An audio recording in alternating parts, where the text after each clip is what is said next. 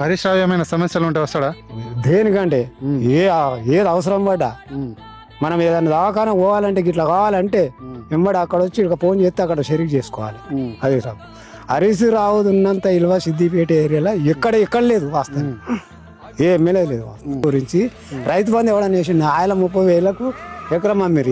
ఇవాళ 40 లక్షలకు ఎకరం అయింది. ఏది తెలంగాణ వచ్చింది చేశారు విలువ. మనం 30,000కు అమ్మినా నేను 6 ఎకరాల ల్యాండ్. ఇవాళ 3 కోట్లు పెట్టిన రాదు. 2 బోర్లు మచ్చు కట్టిన భూమి హరీష్ రావు చేసేపటికి రోడ్ అయింది మాకు. మా తోటే మండల్ ఈ రోడ్ ఎట్లుండే వాళ్ళ 30,000కు కానింది. ఇలా 50 లక్షలు. ఇది 50 లక్షలకి ఇయ్యరు. ఇది అప్పుడేమో ఎకరాలు అమ్మారు. ఇప్పుడు గుంటలు అమ్ముకోనైనా పెళ్లి చేసుకుంటారు, వ్యవసాయం చేసుకుంటారు.